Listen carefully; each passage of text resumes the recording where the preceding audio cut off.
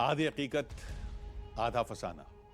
आपने देवताओं और राक्षसों की तमाम कहानियां सुनी होंगी, लेकिन अगर मैं आपसे पूछूं कि क्या कलयुग में भी राक्षस हैं हमारे ही बीच में कहीं, तो आप क्या कहेंगे? आप कहेंगे ऐसा तो न आपने कभी देखा न कहीं सुना।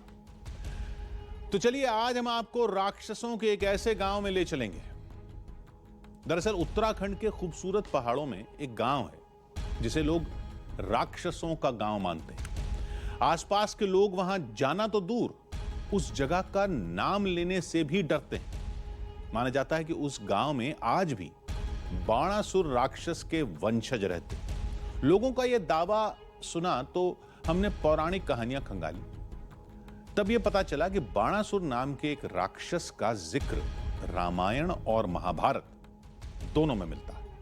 महाभारत में तो यह भी लिखा है कि भगवान कृष्ण और बाणासुर के बीच एक भीषण युद्ध हुआ था और इस युद्ध के लिए भगवान कृष्ण द्वारका से चलकर पहाड़ों तक आए थे।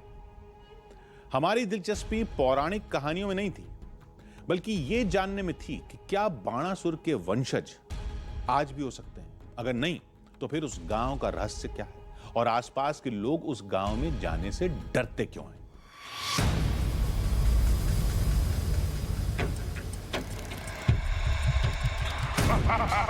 राक्षसों का गांव, बाणासुर के असली वंशज। अगर यह सच है तो इसकी कोई तो वजह होगी। आखिर वहां के लोग दिखते कैसे होंगे? ऐसा क्या है वहां की मिट्टी में कि गरम मिजाजी बच्चे बच्चे की रगों में दौड़ती है? आखिर क्यों आसपास का कोई इंसान उस गांव में जाने से डरता है? हर सवाल का जवाब छिपा है वहां के युगों पुराने किले में। ऐसा किला जो श्री कृष्ण के सबसे बड़े युद्ध का गवाह है। मैं हूं सैयद सुहेल और आज हम मौजूद हैं उत्तराखंड में। उत्तराखंड को देवों की भूमि कहा जाता है, लेकिन अगर मैं आपसे कहूं कि इस प्रदेश में आज भी एक इलाका ऐसा है जहां पर राक्षसों के वंशज रहते हैं, तो शायद आप मेरी बात पर यकीन नहीं करेंगे। लेकिन आज हम आपको एक ऐसे इलाके पर लेकर चलेंगे जहां एक ऐसे राक्षस ने राज किया था जो त्रेता युग में भगवान राम के सामने भी मौजूद था और द्वापर युग में भगवान कृष्ण के सामने भी। एक ऐसा राक्षस जिसके पास असीम शक्ति थी और जिसने श्री कृष्ण से ऐसा युद्ध किया था कि आज भी इस इलाके की जमीन लाल है। आज हम आपको कुछ ऐसे लोगों से मिलवाएंगे जो खुद को राक्षस का वंशज मानते हैं और उन्हें इस बात पर गर्व है। बाणासुर के वंशजों से पहले खुद बाणासुर की कहानी को समझना जरूरी था। रामचरितमानस में लिखा है कि रामायण युद्ध में रावण के योद्धाओं में एक नाम बाणासुर का भी था, लेकिन श्री राम को पहचानने के बाद बाणासुर युद्ध भूमि छोड़ गया था।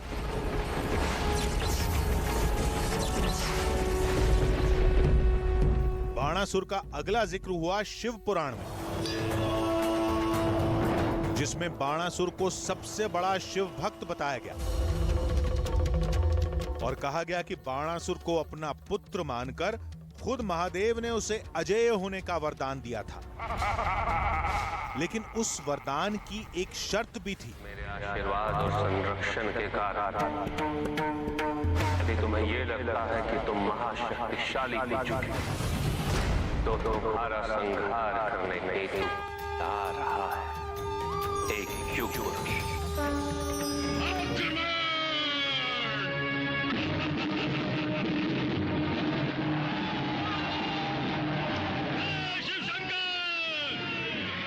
पुराणों के मुताबिक द्वापर युग में ही बाणासुर और श्री कृष्ण के बीच भयानक युद्ध हुआ।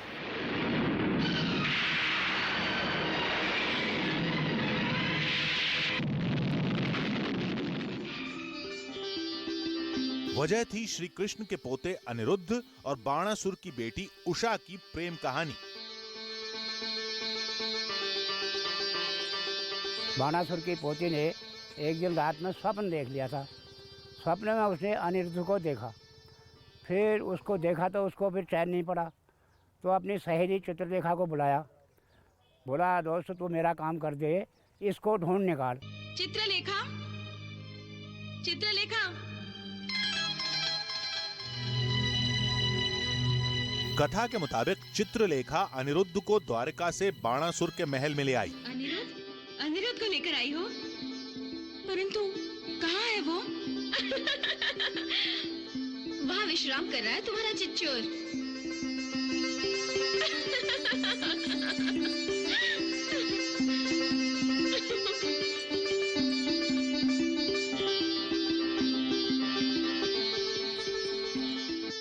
बाणासुर ने उसको कैद कर दिया लड़के को, तूने ऐसा क्यों किया करके।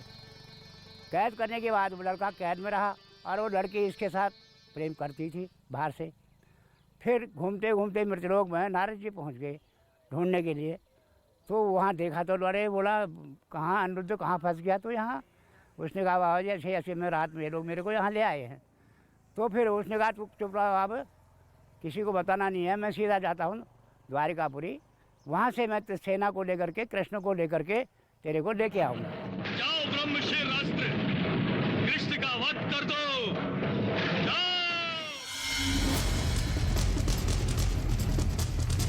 माना जाता है कि श्री कृष्ण ने अनिरुद्ध को आजाद कराने के लिए बाणासुर के किले पर हमला किया।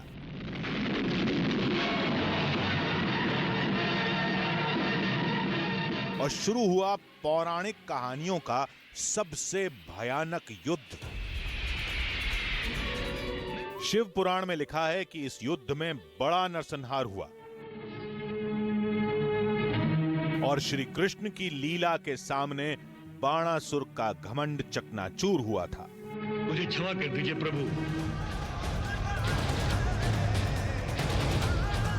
माना जाता है कि बाणासुर की राजधानी उत्तराखंड के इन्हीं पर्वतों पर थी और पुराणों का सबसे भयानक युद्ध भी इन्हीं वादियों में हुआ था, जिसके तमाम निशान आज भी बाणासुर के किले में दिखाई देते हैं। बाणासुर के किले के पास से बहने वाली यही लोहावती नदी है, जिसके नाम पर इस पूरे इलाके को लोहा घाट कहा जाता है। आज इस नदी का पानी बिल्कुल निर्मल है, लेकिन लोगों की मान्यता है कि युगों पहले जब भगवान कृष्ण और बाणासुर के बीच युद्ध हुआ था तो इतना ज्यादा कत्लेआम मचा था कि ये पूरी नदी लहू में तब्दील हो गई थी और तभी इसका नाम लहुवती पड़ा था, जो बाद में बिगड़कर लोहावती हो गया।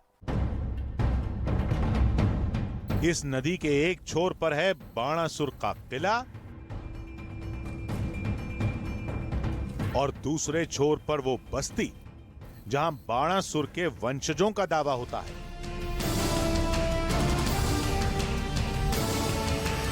बाणासुर के वंशजों को तलाशने हमें जाना था लोहा घाट के बिसंग गांव। इस गांव का नाम ही अपने आप में एक कहानी है। पता चला कि श्री कृष्ण के प्रहार के बाद उसी गांव में बाणासुर के 20 अंग गिरे थे।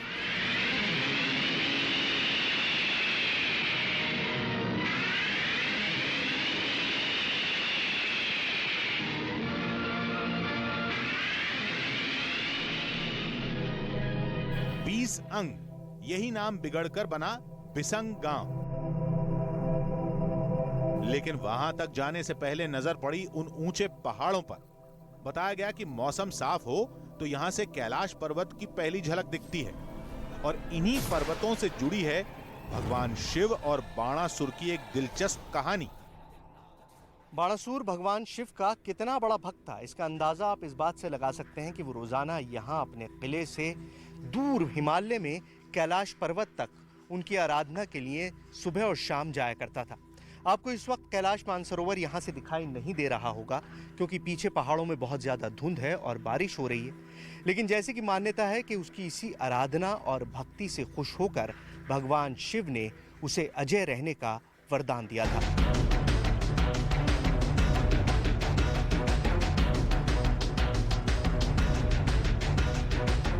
शिव के इस अनदेखे रूप को कैमरे में कैद करने के बाद हम आगे बढ़े। अगला पड़ाव था लोहा घाट की ऊंची पहाड़ी पर बना बाणासुर का किला, यानी श्री कृष्ण और बाणासुर के संग्राम की रणभूमि।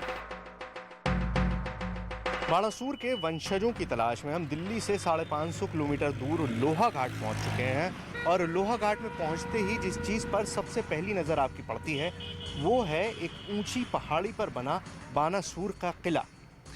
ये वो रास्ता है जो हमको करीब 4 किलोमीटर पैदल चलकर बाणासुर के उस किले तक ले जाएगा जहाँ पर उसने श्री कृष्ण से युद्ध किया था। बाणासुर की कहानियों में बहुत सारे पेंच हैं, लेकिन उन सारी पेंचों को, उन सारे तथ्यों को तलाशने के लिए हमें ये मुश्किल लंबी चढ़ाई, करीबन 5 किलोमीटर की लंबी चढ़ाई हमको करनी पड़ेगी और तब हम उस किले तक पहुंच सकेंगे। चलिए। किले की ओर जाते इस कच्चे रास्ते पर हमें लंबी चढ़ाई करनी थी। किसी ने बताया कि देश में इस किले की जानकारी बहुत कम लोगों को है, इसलिए कुछ गिने चुने पर्यटकों के अलावा इस किले में सिर्फ बाणासुर के वंशज ही आते हैं। थोड़ा आगे बढ़े तो हमें वहां का एक शख्स मिला। पूछा तो पता चला कि वो खुद भी बाणासुर का वंशज है, यानी उसी बस्ती का जिसे राक्षसों का गांव कहते हैं।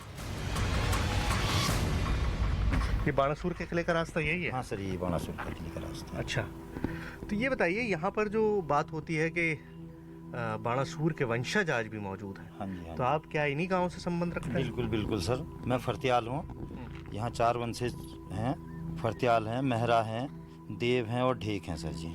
हम लोग पूरे बाणासुर के उससे ताल्लुकात रखते हैं। इसमें हमें कोई एतराज़ नहीं है कि हम मतलब इसके वो नहीं है। जैसे कहा जाता है कि बाणासुर राक्षस था, लेकिन नथिंग, वो तो एक शिव भक्त भी तो था।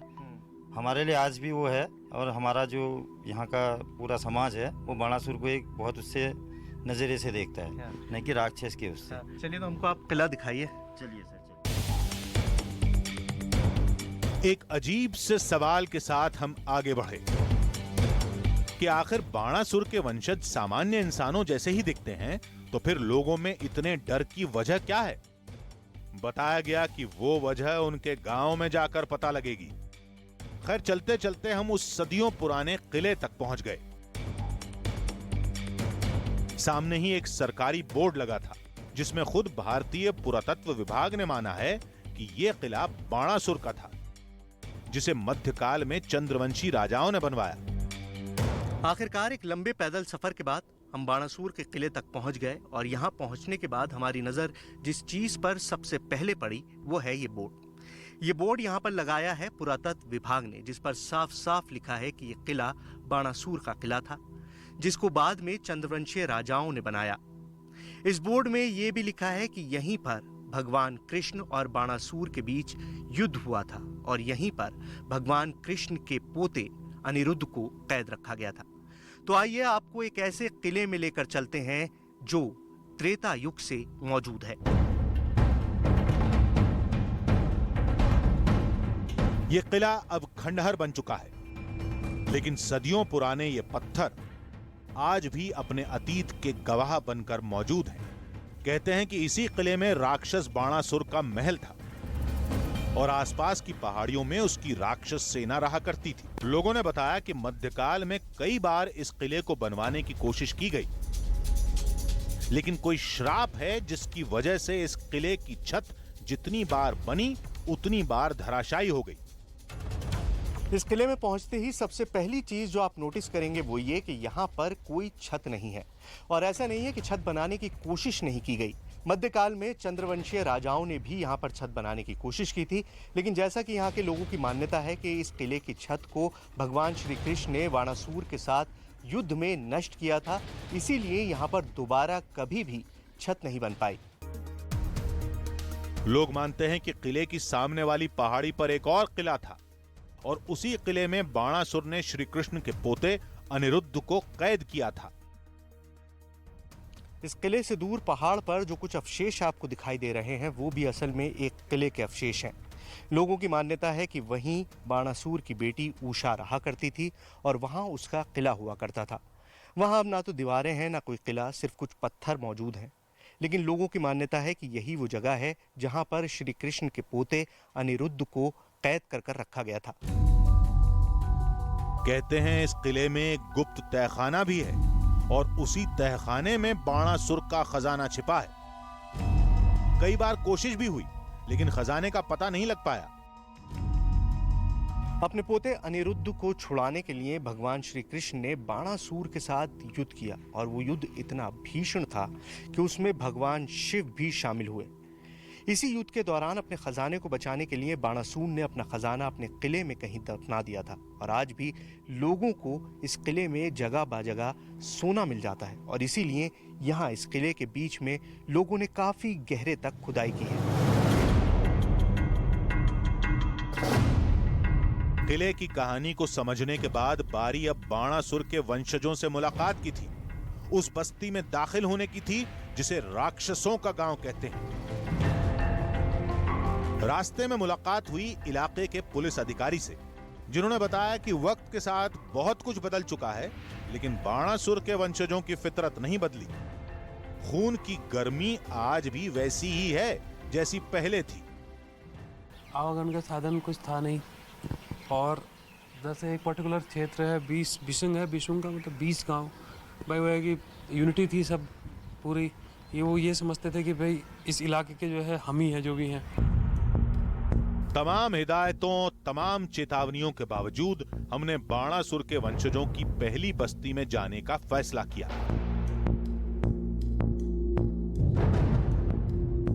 घरों की दीवारों पर महादेव के चित्र बने थे, जिनमें बाणासुर की शिव भक्ति आज भी जिंदा है। आगे बढ़े तो गांव के तमाम लोग दिखाई दिए। इस गांव और देश के दूसरे गांवों में कोई फर्क नहीं था। वही खेत, वही खेती, वैसे ही लोग, वैसी ही जिंदगी। कुछ अलग थी तो बस खून की गर्मी। बाणासुर तो सर कोई राक्षस थोड़ी था, वो भी तो देवता था। कोई राक्षस की औलाद थोड़ी हैं ये हम तो देवता की औलाद हैं। अगर हैं भी तो देवता की औलाद हैं हम।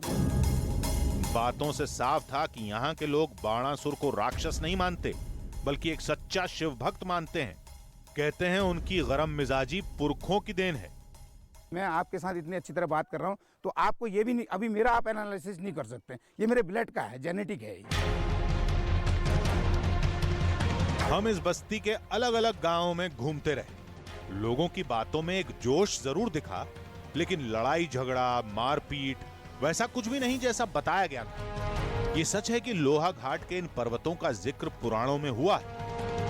ये भी सच है कि श्री कृष्ण और महादेव के युद्ध की कहानी भी इसी जगह से जुड़ी है। ये भी माना जा सकता है कि बाणासुर इसी इलाके में राज करता था, लेकिन बाणासुर के वंशजों का दावा सिर्फ दावा ही नजर आता है। तो राक्षसों के गांव की कहानी सिर्फ लोगों का भ्रम है, जो शायद अब यहां के लोगों की जिंदगी का हिस्सा बन चुका है।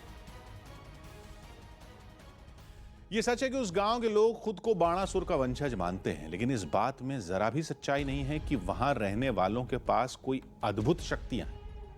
उस गांव की पड़ताल के दौरान हमें ऐसी कोई वजह दिखाई नहीं दी जिसकी वजह से वहां के लोगों से डरा जाए। इसलिए उस गांव के लोगों का बाणासुर का वंशज समझा जाना हमें इस दावे में हकीकत कम और फसाना ज्यादा लगा। आज के लिए इतना ही। अगले हफ्ते फिर मिलेंगे एक नई कहानी के साथ, जिसमें थोड़ा सच होगा, थोड़ा बहाना, आधी हकीकत, आधा फसाद।